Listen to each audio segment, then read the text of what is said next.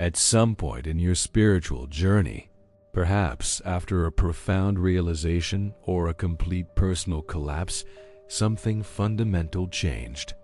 You glimpsed behind the curtain, recognized the programming, heard past the mental chatter, and found emptiness.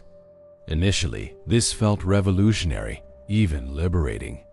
Yet gradually, that profound sense of purpose simply evaporated. Not suddenly, not catastrophically, but quietly. As if your inner flame dimmed to barely a flicker and never returned to full brightness. You ceased striving. You ceased wanting. Not recklessly, but with that deep existential exhale that signals surrender. The inquiry began echoing more persistently. Why am I so disconnected now that I can finally see reality clearly? Here lies a curious contradiction. We anticipate spiritual awakening to fuel our inner fire. Yet for countless individuals, particularly the deeply reflective ones, the sensitive souls, the perpetual seekers, it achieves precisely the reverse. It drains us completely. I recall a conversation with someone close to me, incredibly intelligent, spiritually sensitive, devoted to all the transformative teachings, Eckhart Tolle, Alan Watts, Jiddu Krishnamurti. Following an intense awakening after her personal dark night, everything clicked. She described seeing beyond the mirage of personality, beyond ego-driven ambition, beyond the pursuit of external validation. 2 months afterward, she found herself motionless beneath her covers, struggling to summon the energy for basic tasks. She confessed, previously, I would weep over my perceived failures. Now I feel indifferent about accomplishing anything whatsoever. I believed awakening would energize me, not leave me in this state. Carl Jung, the pioneer of depth psychology, anticipated this post-awakening haze decades ago.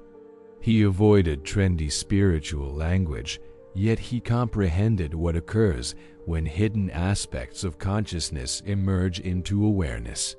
Jung observed, true illumination doesn't arise from visualizing radiant beings, but from acknowledging our shadow.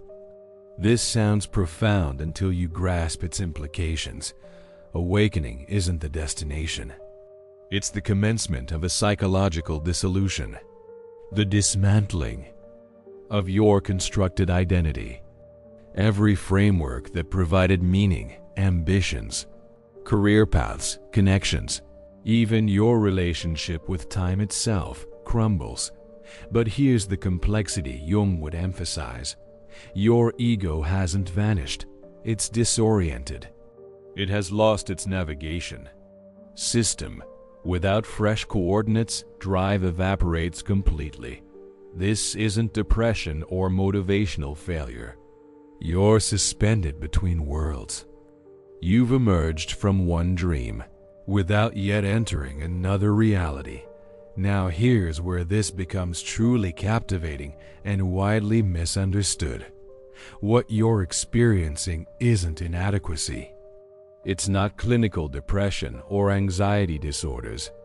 It represents something ancient and holy. Jung actually cautioned that contemporary society desperately avoids this stage. This sacred intermission, this emptiness, this threshold space. He considered it fundamental for genuine individuation, the process of actualizing your authentic nature.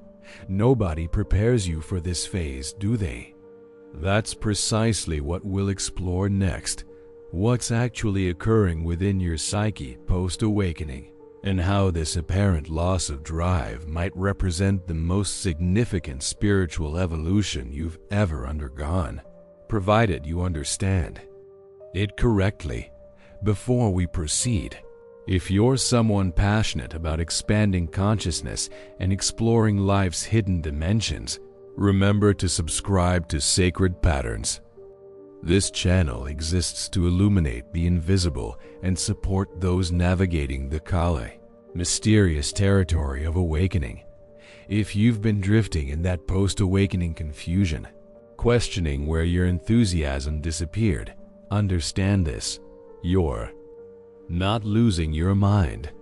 You're undergoing a psychological transformation that most people cannot identify or name, a shift so profound it doesn't merely adjust your thinking, it completely rewrites your internal programming, all those objectives you previously pursued, the endless task lists, the strategic life plans, the productivity mantras. They no longer inspire you.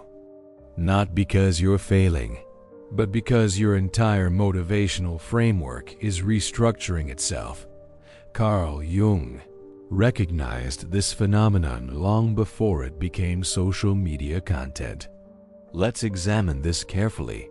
Throughout most of your existence, motivation originated from ego identification, the constructed self you believed yourself to be.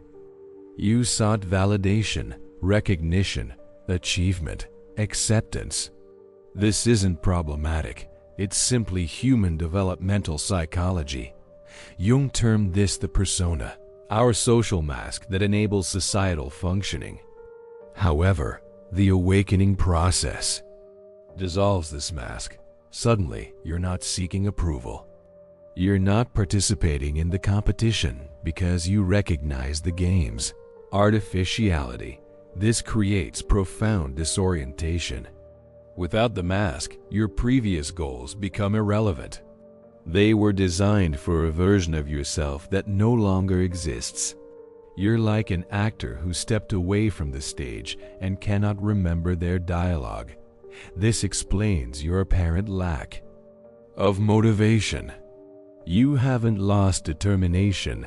You've outgrown its previous fuel source. Jung understood that we're not here to serve the ego. We're here to integrate it, aligning it with something vastly greater. He called this journey individuation, the transformation from fragmented identity into unified wholeness. Not the small self craving recognition, but the transcendent self, the soul-level center connecting you to universal consciousness.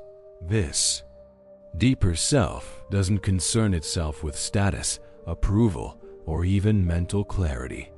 It exists to embody truth. Once awakening occurs, your psyche begins recalibrating. It starts rejecting anything artificial, forced, or ego-driven. This includes employment, relationships, aspirations, even your carefully constructed vision boards. From previous years, people often describe awakening as simultaneously liberating and confusing. Jung warned against stopping here, though. Some individuals awaken only to fall into spiritual bypassing, convincing themselves nothing possesses meaning since everything is illusion. They disconnect, drift, and become numb. They mistake detachment for disengagement. But the authentic self desires something different. It wants to express itself through your humanity. It wants to manifest the divine within physical existence. It doesn't reject reality, it redefines your relationship with it. To embrace this transformation, you must traverse what Jung described perfectly.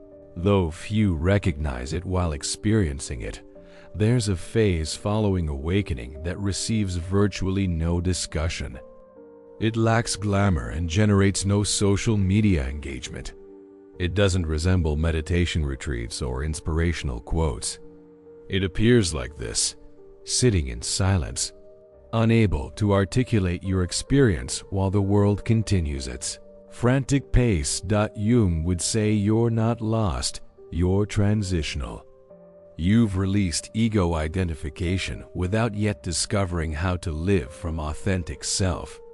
This space isn't failure, it's initiation. Yet our hyperactive culture misdiagnoses stillness as laziness. Pause becomes paralysis. Consequently, you Judge yourself, and this judgment blocks the exact energy your soul attempts to reclaim. Jung had terminology for this psychological pause: enantiodromia, the process where phenomena transform into their opposites. During awakening, your inner pendulum swings from ego-driven ambition toward soul-level stillness, from "I must accomplish everything" to "Why accomplish anything?" This swing is sacred. It's how equilibrium returns. Ancient wisdom traditions recognize this as the hermit phase, the death preceding rebirth. It's when the caterpillar dissolves into primordial soup within its cocoon. Neither butterfly nor insect, pure transformation. And transformation doesn't achieve productivity. It doesn't hustle. It dissolves existing structures. Here, the ego panics, demanding action, identity, direction. But the deeper self whispers, "Release control. I'm constructing something profound." Most contemporary spirituality avoids these challenging aspects. It promotes follow your bliss or maintain high vibrations. While intention and energy matter, Jung would remind you, if you bypass darkness, you miss the treasure. Jung believed shadow integration, confronting repressed, uncomfortable aspects of yourself, is essential for wholeness. Not optional enhancement, but core curriculum for embodied souls. This sacred emptiness you're experiencing creates space for unconscious material to emerge. You're not failing, you're processing. Your psyche demonstrates incredible wisdom by temporarily suspending motivation, drive, even clarity. This forces you to feel, witness, and reclaim buried aspects of yourself. That's the genuine work. Here's the beautiful revelation. When you stop resisting the void, something remarkable begins. Motivation returns, but it feels completely different. Not anxious, not performative, not frantic. Something more ancient and quieter emerges, a soul-guided movement that feels like remembering rather than chasing. Jung called this the emergence of the authentic self. Not as concept, but as living internal compass. You've traversed the void. You've experienced the silence, the stillness, the profound pause. Now something fresh stirs within you.